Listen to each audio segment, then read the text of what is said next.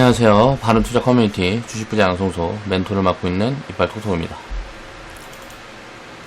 자, 일단 시황을 먼저 좀 살펴보면, 오늘이 이제 7월 22일 화요일인데, 이제 코스피 지수는 2200포인트를 넘었어요.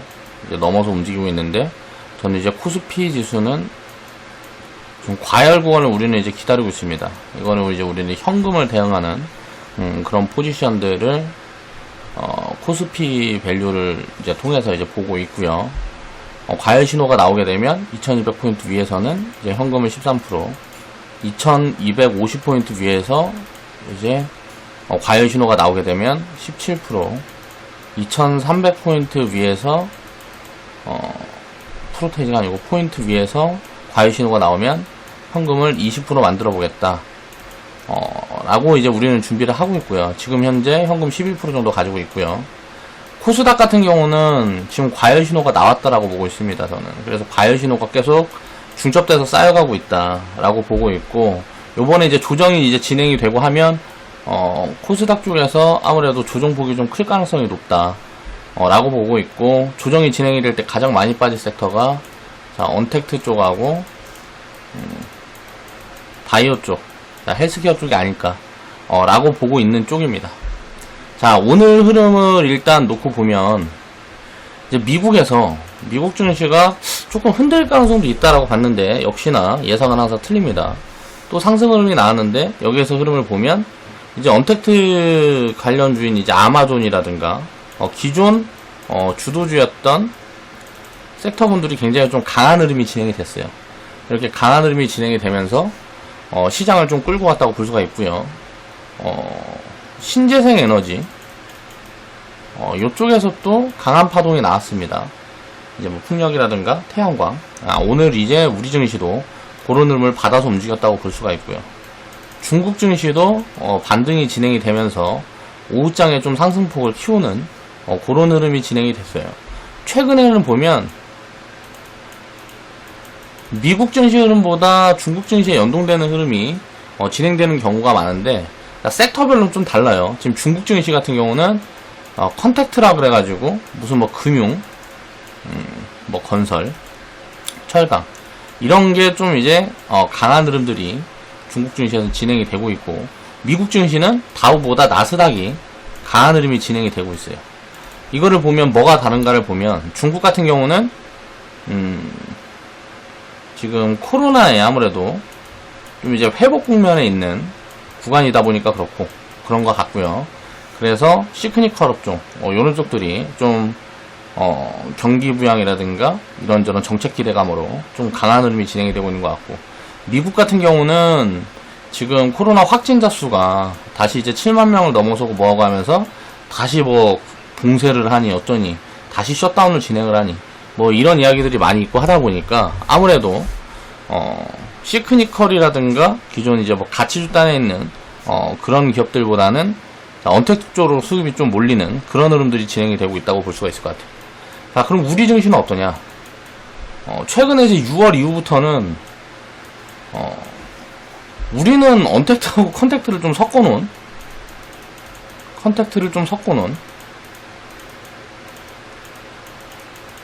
그러니까 기존에 있는 뭐 시크니컬 가치주 업종이랑 언택트 관련된 기존 주도주, 대장주 뭐 카카오, 네이버 이런 대표적인 기업들이 되겠죠. 그런 기업들이 좀 키 맞추기를 하면서 같이 순환매가 진행이 되는, 좀 중국과 미국을 약간 섞어놓은 그런 흐름들이 진행이 되고 있다라고 볼 수 있을 것 같아요. 결국은 이제 하락 조정이 한번 진행이 될지, 이제 상방으로 뻗을지 어떻게 될지는 모르겠지만, 저는 이제 하락 조정이 좀 진행이 돼준다 그러면 2000포인트 구간까지 기다려서 요 밑에서는 주식 비중을 당연히 더 채워서, 현금 가지고 있는 게 있다 그러면 더 채워서 사야 되는 구간이라고 보고 있고요. 상승 흐름이 이제 좀 강하게 단기적으로 나오게 되면 요거는 이제 계속 조정을 준비해야 되는 그런 구간이라고 보고 있습니다. 일단 하반기 3, 4분기에 보면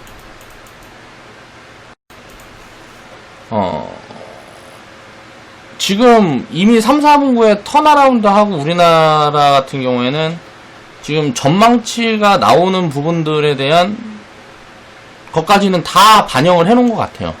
그러니까 코로나 이후에 앞으로 뭐 한 6개월, 1년 정도면 지금 주가에 다 반영을 해놓은 구간이라고 생각을 하기 때문에 그러면 이제 조정이 조금 들어올 가능성들이 높지 않냐. 근데 이제 문제는 이게 하락으로 갈지 횡보로 갈지를 모르겠다는 거죠. 조정 흐름이 진행이 된다 그래도 조정의 확률이 높아 보이는데 조정이 만약에 지금처럼 박스권 횡보로 그냥 한 달에서 뭐 3개월을 흘러버리면 그러면 시장은 또 이제 많이 빠지지 않을 가능성이 높다고 보여지고요.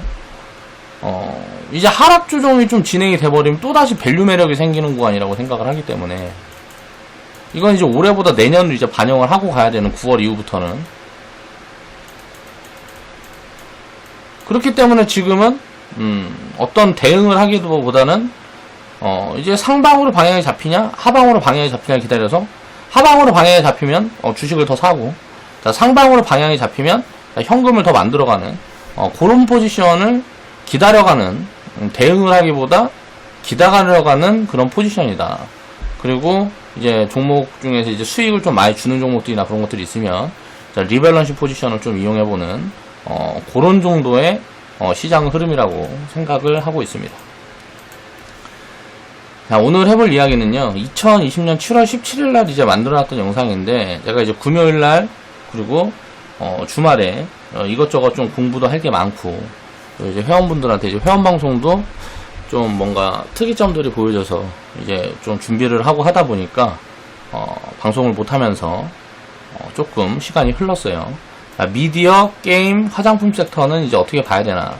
중국 소비에 대한 최근에 관심이 많은데, 중국 소비 관련된 어떻게 보면 이제 테마군을 형성을 했다고 보면 되겠죠. 여기에 대한 이슈는 이제 뭐 시진핑 방한 이슈가 있고요. 이거는 뭐 작년부터 지금 이야기가 나오고 있는데 계속 지금 흘러나오고 있는 이야기들이고, 그리고 한한령 해제에 대한 이게 어떤 이것저것 시그널이 보여주고 있거든요. 여기에서 나오는 지금 시그널을 우리가 살펴보면, 자, 웹젠이라는 기업도 보면 이 기업만이 아니고, 이거는 이제 재작년인가 작년부터 이제 이야기를 했던 부분들이 있어요. 위메이드랑 웹젠 같은 경우는 미리 이제 판호에 대한 신청을 해놨기 때문에 판호 발급이라든가 뭔가 기준이 잡히게 되면 가장 먼저 판호가 뚫릴 가능성이 높은 기업들이 이제 웹젠이다 라고 이제 코멘트를 제가 이제 뭐 작년이나 재작년에 드린 적이 있었는데, 그런 부분들이 어느 정도 확인이 되는 것 같아요. 이게 우리나라가 지금 한 3년 정도 그 이상 이제 판호가 묶여있는, 이제 중국에서 그러니까 게임 출시를 할 수 있는 그 판호가 묶여있는 상황이었기 때문에 중국으로의 진출 자체가 불가능한 상황이었는데, 요런 것들이 지금 풀리는 기미들이 보이고 있다라는 거죠. 자, 이게 의미를 가지는 거는 뭐냐면, 중국은 그만큼 규모가 크다 보니까 덩치가 크다 보니까 소비 여력도 굉장히 큰 거예요. 그래서 넥슨이라는 회사에서 중국에서 로열티 받는 부분들을 보면, 이게 텐센트라는 회사에서 던전 앤 파이터라는 이제 게임하는 사람들 중에서는 좀 유명한 게임 중에 하나인데, 요 게임에서 이제 로열티 받는 부분들만 IP, 이걸 뭐 저작권 받는다 그래야 되나? 로열티 받는다 그래야 되나? 아무튼 이걸 받는 것만 1년에 1조 정도 되거든요, 규모가. 그러니까 1년에 1조 매출을 그냥 이 로열티로 받고 있는 거예요, 넥슨이라는 회사가. 근데 이런 게 이제 중국에 이제 우리나라가 기업들이 이제 진출이 자꾸 열리게 되면 이런 부분들이 이제 확대가 될 수 있는 부분들이 있다라는 거죠. 기존 IP 가치가 제가 이제 재부각을 받을 가능성도 있다라는 거예요. 그러면 지금 매출하고 이익단에서의 밸류뿐만이 아니고 여기에 대한 업사이드를 줘야 되는 게 아니냐 이거죠. 근데 그 부분에 대해서 얼마만큼은 잡아줘야 될지가 불확실한 부분들이 있어서 오히려 주가 상승률은 굉장히 클 수가 있는 거예요. 이런 게 이제 기대감이 본격적으로 잡히기 시작하면, 그래서 그런 부분들 때문에 일정 비중은 이제 게임 섹터는 조금 담아가 봐야 된다라는 부분인 거고, 미디어라든가 뭐 이런 쪽도 같은 경우는 보면 최근에 보면 엔터주들이 굉장히 강한 흐름을 보여주고요. 또 화장품 섹터도 강한 흐름이 보여지거든요. 자, 이 중국 소비라는 관련된 어떤 테마군이 형성되면서 움직이고 있는데, 여기에서 제가 이제 보고 있는 미디어와 게임, 화장품 섹터에 대한 이야기를 좀 해볼까 합니다. 그래서 중국 관련 테마, 한한령 해제, 이 부분에 대해서 우리가 어떤 시각을 가지고 봐야 되는지, 그거는 이제 스스로도 다 생각을 해보시는 거고, 제가 가진 관점, 그리고 제 스탠스에 대해서 한번 정리를 해보는, 그런 방송을 해볼 거예요. 자, 웹젠이라는, 종목을 이제 100% 수익 인증 해주신 회원분이 계셔서, 그 부분에 대한 이야기를, 시작해 보겠습니다. 자, 태평성대님이 인증을 해주셨고요. 7월 10일 날 이제 인증을 해주신 부분이니까 굉장히 좀 오래됐죠. 지금 벌써 한 11일 정도 됐죠. 매도가가 보니까 3650원, 100% 구간에 이제 절반 팔고, 복리계좌로 이동을 하신 것 같아요. 자, 웹젠이라는 종목을 보면, 자, 이제 추천했던 부분들을 보세요. 제가 여기서 하고 싶은 이야기는, 저는 지금 딱 좋아 보일 것 같아도 이렇게 올라가는 구간에, 자, 예를 들어서 제가 지금 빨간색 동그라미 그리는 부분들 보세요. 여기에서 만약에 좋은 무언가 흐름이 감지가 됐다.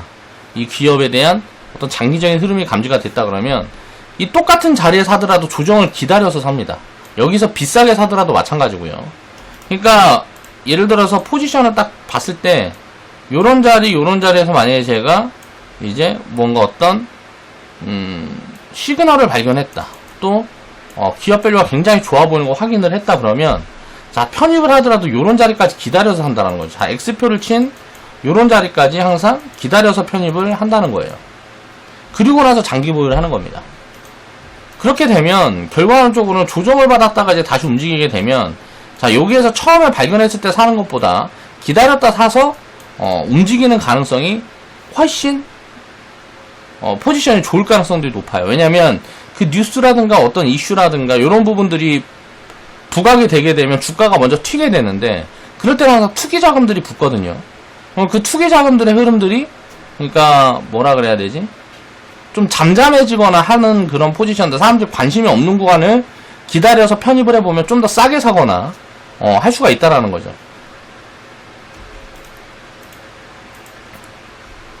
이제 그런 부분들을 이제 생각을 해봐야 되고, 항상 조정을 기다려서 담는 이유가 그런 거예요. 느린 것 같지만 조정을 기다려서 담으면 가장 빠르다는 거죠. 자, 웹젠이라는 종목을 제가 이제 추천을 드렸던 구간이 여기 빨간색 동그라미 드렸던 구간들입니다. 동그라미가 그려져 있는 구간이에요. 요런 구간에 이제 추천을 했었고, 그 다음에 이제 한 2만원 구간대 그 살짝 밑에서부터 이제 추천이 들어갔었던 걸로 기억을 해요. 정확한 포지션은 기억이 안 나지만 대충 요 정도 포지션이었던 것 같고, 15,000원 밑에 구간에 이제 태평성대님은 이제 추가 매수를 했던, 이제 이때 편입을 했던, 그랬기 때문에 지금 이제 3만원 구간대에서 분할 매도 포지션이 나온 거죠. 그리고 나머지 비중은 이제 끌고 갈 건지 전부 다 팔아치울 건지 이런 부분들을 봐야 되는데, 거의 대부분 이제 분할 매도 포지션 보면 나머지는 끌고 가는 게 유리한 경우들이 훨씬 많습니다. 확률적으로. 그렇게 보는 게 좋고요.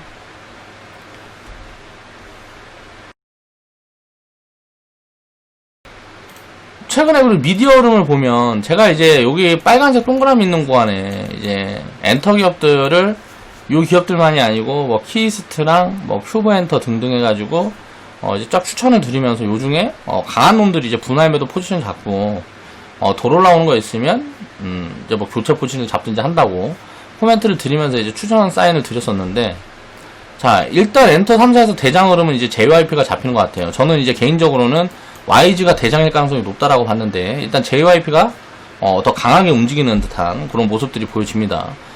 내용을 보면 니주라는 기업이, 자, 일본 시장을 이제 공략을 하면서 제2의 트와이스다, 뭐 이야기들이 좀 나오고 뭐하고 하면서 주가가 좀 간향하게 반영을 하는 것 같고요. 지금 이제 거의 우리가 편입했던 구간에서는 거의 한 60% 정도 단기간에 지금 수익 구간이 만들어지고 있는 그런 포인트들이고요. 지금 보면 요 엔터 같은 경우는 제가 이제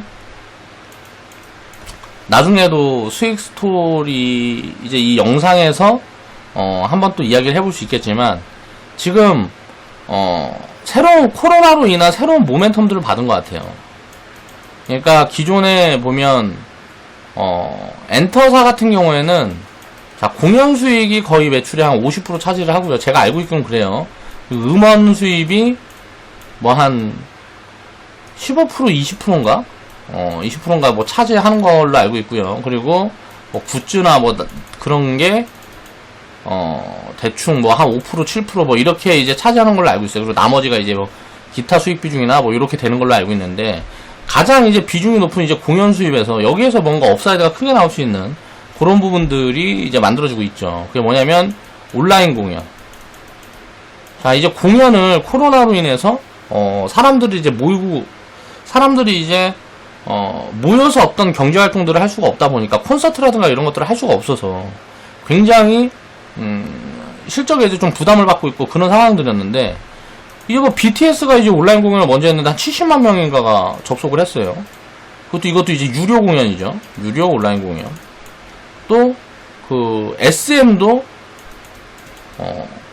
온라인 공연을 했는데 이제 크게 흥행을 했습니다. 그러니까 글로벌리 이제 들어올 수 있는 부분들이기 때문에 요런 게 이제 문화적으로 자리 잡게 되고 하면 굉장히 큰 폭으로 성장을 하고 뭐라 그래야 돼?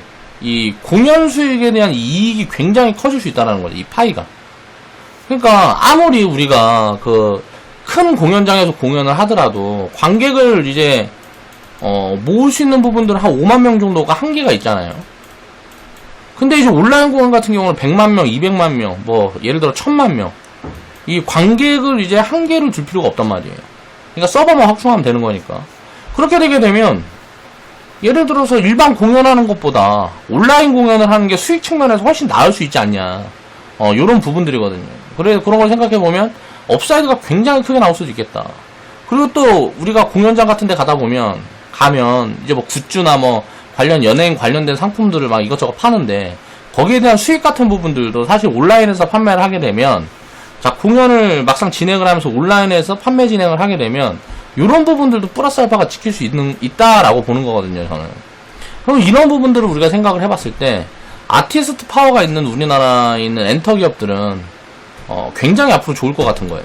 그래서 그런 부분들을 생각을 해보면 지금 구간에서 충분히 기존에 있는 이제 제가 체크하는 밸류 부분에서 플러스 알파 밸류를 좀 많이 줘도 되지 않냐. 그래서 저는 이제 2배에서 3배 정도는 알파를 줄 수 있다라고 생각을 하는 거예요. 그래서 미디어 쪽에서도 엔터 관련 기업들이 굉장히 세다, 굉장히 좋아 보인다 라고 설명을 드리면서 이제 추천을 했던 거예요.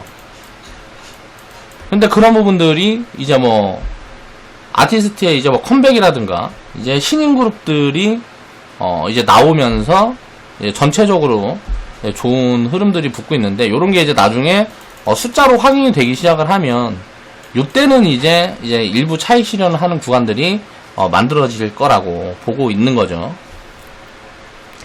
자, 게임 같은 경우는 보면, 자, 전체적인 흐름이 진행되는지 살피려고 이제 밸류 분석을 해야 되는데, 지금 보면 밸류 측면에서는 NC소프트가 제일 좋아 보여요. 자, 심리적으로 너무 불편해서 이제 저 같으면 이제 저는 이런 자리에서는 사지 않습니다.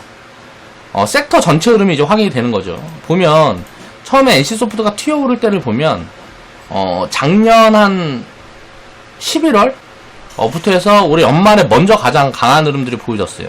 주가가 먼저 뻗는 흐름들이 보여졌고, 요때는 게임 섹터가 전체가 움직인 게 아니고 NC소프트만 움직였죠. 그렇다 보니까 전체적인 흐름이 보이지 않기 때문에 게임 섹터는 그렇게 크게 관심을 갖고 있지 않았어요. 일부 비중에 이제 섞어주는 정도. 최근에 이제 뭐 후발주라든가 밸류 매력이 있는 종목들을 찾아서 계속 이제 추천을 드리고 있는데, 지금은 어때요? 이때 작년 11월, 12월 흐름하고 지금 흐름하고는 분명히 다르단 말이에요. 게임이라는 이름이 들어가 있는 종목들은 거의 다 올라오는 흐름들이 보여요. 그럼 이런 부분들이 왜 그런가를 이제 찾아보면, NC소프트는 확실히 밸류 매력이 있습니다. 이거는 이제 바닥을 이제 뭐 잡았던 구간들이 보면, 한 2018년도 한 8월, 이제 30만원 때 이제 잡았다고 보면 될 것 같고요. 그때부터, 이제 움직이기 시작하는 흐름들을 보면, 지금 뭐 상승 여력이 지금 구간에서 주가가 100만원 근처에 와 있는 지금 구간에서 상승 여력이 거의 한 30% 정도 보여지거든요. 그리고 업사이드도 당연히 중국이라든가 이런 시장들이 열리게 되면 굉장히 큰 폭으로 진행될 가능성이 있죠. 그래서 지금도 사실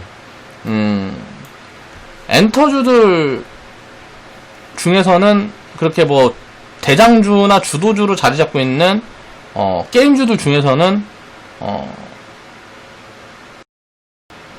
가장 좋아 보이는 게 아닌가라는 생각이 들어요. 다만 이제 너무 많이 올라와서 지금 구간에서는 저는 편입을 못하겠고, 한 65만원 정도가 깨지는 구간이 만들어지면, 한 65만원 정도가 깨지는 구간들이 만들어지면, 뭐 주도주, 대장주 좋아하는 분들, 또 대형주도 좋아하는 분들은 담아도 좋은 포지션이 아니냐라고 생각하는 쪽이고요.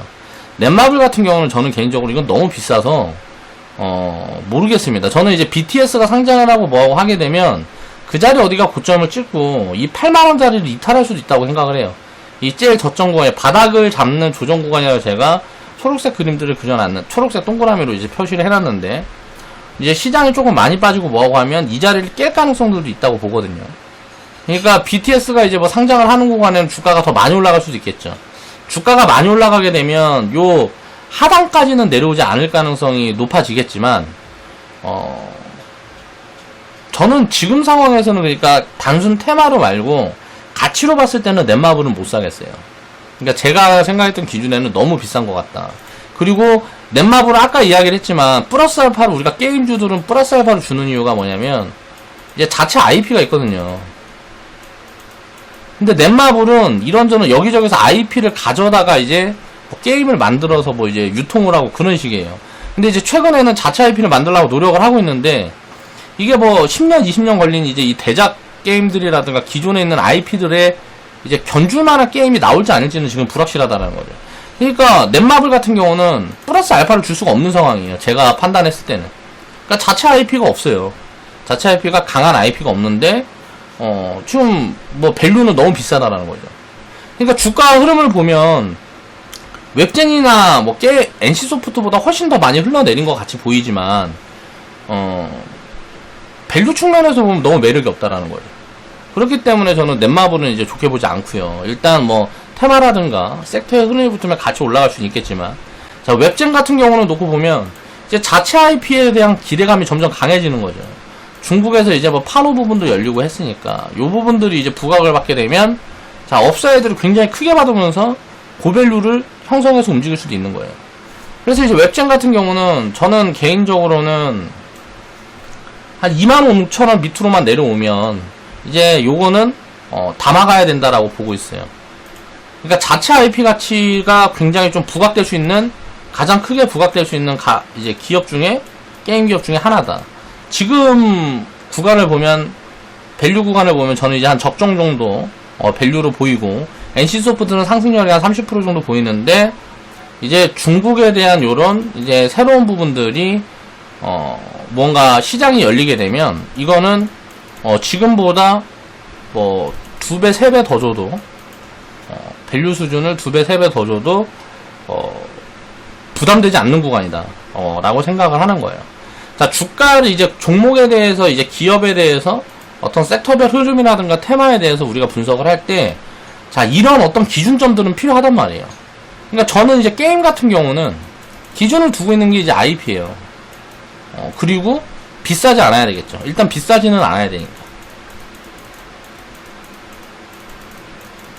자, NC소프트는 지금 많이 올라가 있지만 넷마블보다는 훨씬 매력적이라는 거예요. 자, 넷마블 같은 경우는 이제 빅히트엔터의 이제 지분 가치에 대한 부분들이 부각을 되고 있는데, 자, 뭐 빅히트엔터 상장되면은 뭐 3존이 5존이 하고 있는데, 넷마블이 이거 지분 갖고 있는 게 20%가 되는 걸로 알고 있거든요. 예를 들어서 5조에 상장한다 그래봐야 1조인데, 지금 넷마블 시가총액을 이제 뭐 대입해보면 이거는 비중이 굉장히 작은 부분들이란 말이에요. 그러면 너무 비싸다라는 거예요. 제가 생각했을 때는, 제 기준에는. NC소프트 같은 경우는 반대로 많이 싸다라는 거죠. 지금 주가가 많이 올라가 있는데도, 넷마블보다는 훨씬 많이 올라가 있는데도 아직도 밸류 매력이 훨씬 높다라는 거예요. 그러면 넷마블이나 NC소프트랑 결정을 한다 그러면 저는 NC소프트 산다라는 거예요. 다만 NC소프트랑 다른 게임 기업들이랑을 이제 비교를 해서 우리가 보게 되면 저는 이제 웹젠 같은 기업이 일단 판호 발급이 진행이 됐으니까 이런 부분에서 이제 더 매력적으로 보여진다라는 거죠.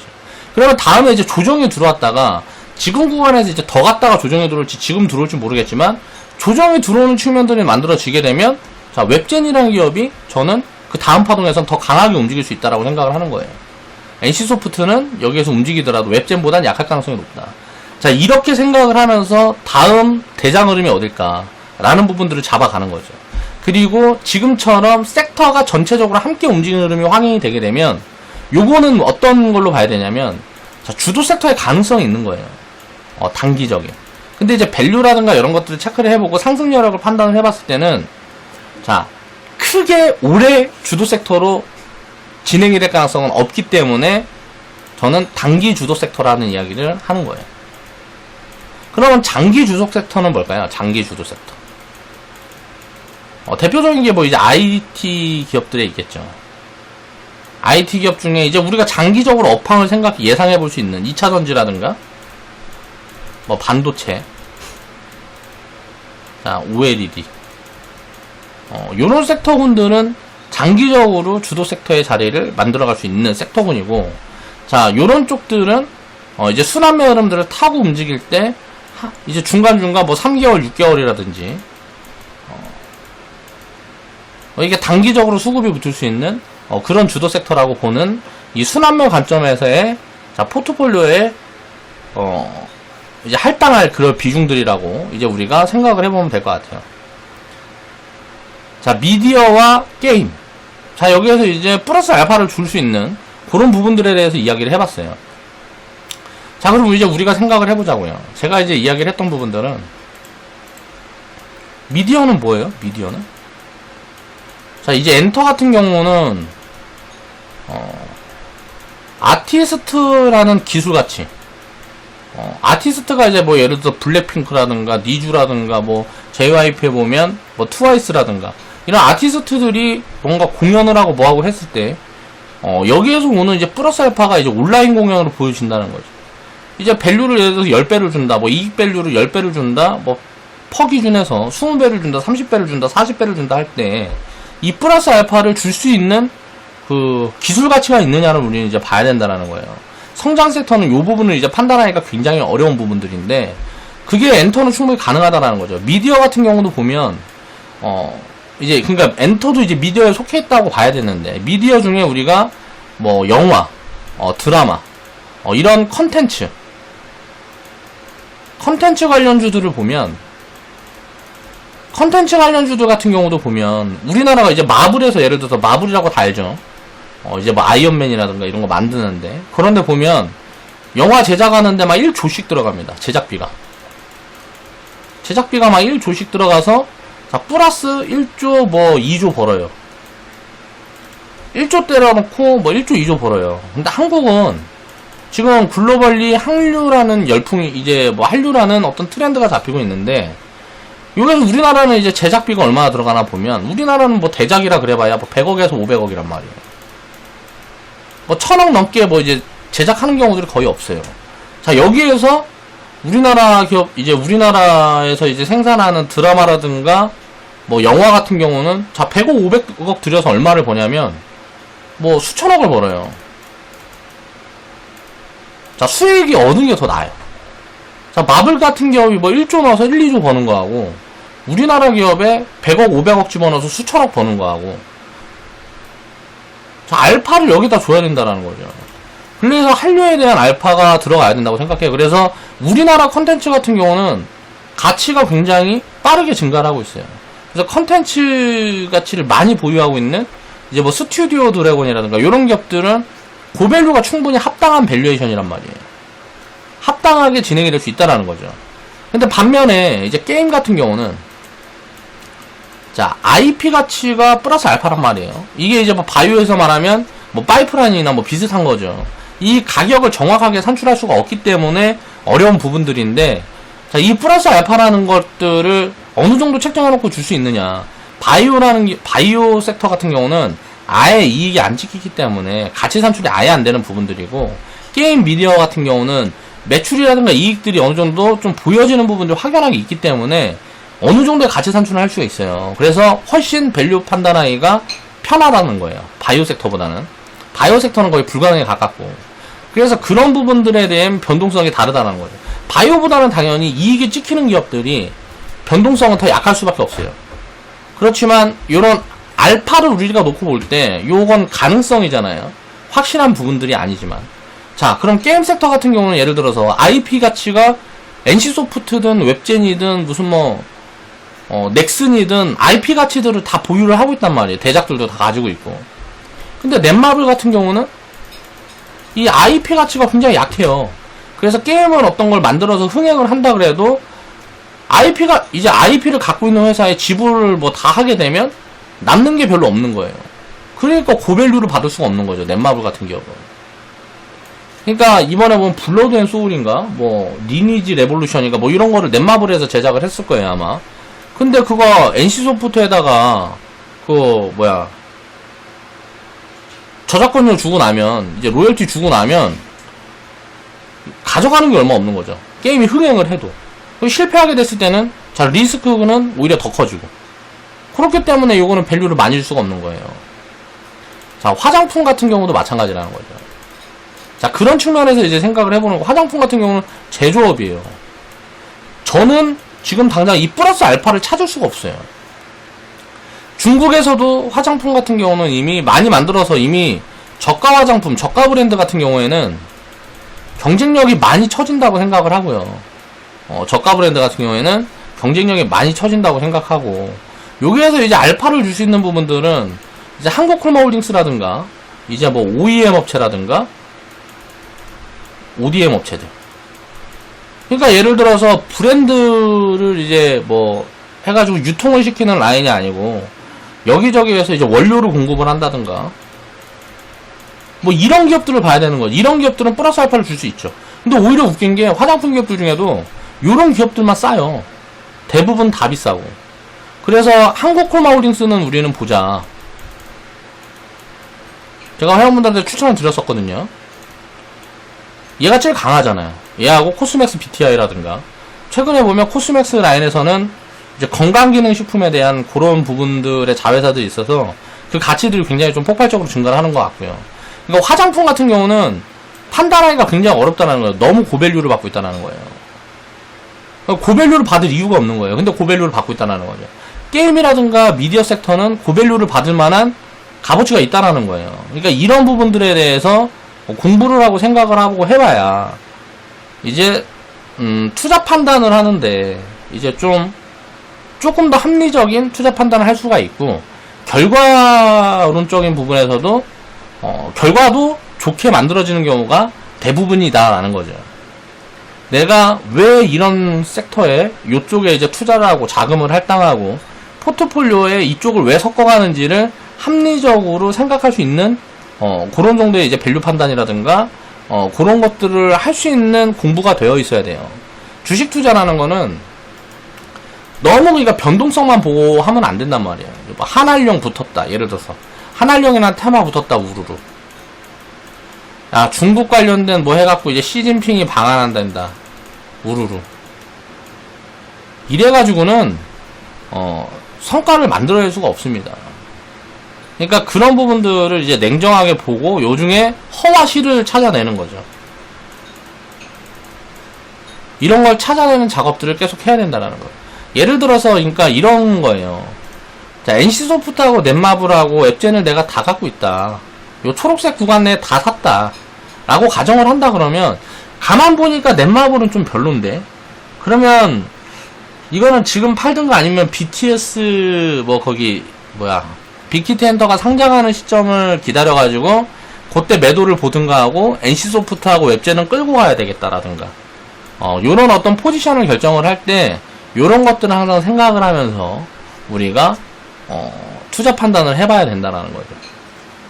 이제 그런 부분들에 대해서 오늘은 이야기를 해보고 싶어서 요런 방송들을 준비를 해봤고요. 그래서 중국 관련 테마, 이제 뭐 중국 소비 관련된 테마주들은 제가 생각했을 때는 조정이 한번 들어오고 만에 다시 움직이듯 지금 구간에서 강하게 진행이 된다 그러면, 지금부터 계속 이제 강한 추세가 진행이 된다 그러면 그러니까 지수가 강한 흐름이 나온다 그러면 뭐 한두 달은 저는 이제 갈 수 있을 거라고 보고요. 이제 조정이 진행이 됐다가 움직인다 그러면 앞으로 한 3개월에서 6개월, 길게는 한 1년 정도 시장을 좀 주도하는 흐름을 만들어낼 가능성이 충분히 있다라고 생각을 하니까, 저는 이제 그 중에는 게임하고 미디어 쪽을 좋게 보고요. 미디어 쪽을 조금 게임보다는 더 좋게 보는 부분들이 있는데, 요거는 이제 잘 모르겠어요. 좀 체크를 해봐야 될 것 같고요. 화장품 섹터 같은 경우는 조금 보수적인 관점이에요. 그래서 요 부분들을 저는 이제 이렇게 생각하는데 다르게 생각하는 분들도 있겠죠. 그래서 스스로의 어떤 판단 기준을 잡아서 결과가 어떻든지 간에 합리적으로 생각하려는 그런 노력들을 한다 그러면 투자 성과는 분명히 더 좋아질 가능성이 높다라는 부분들을 생각을 해보면서 우리가 투자에 임했으면 합니다. 자, 오늘 방송 마무리할게요.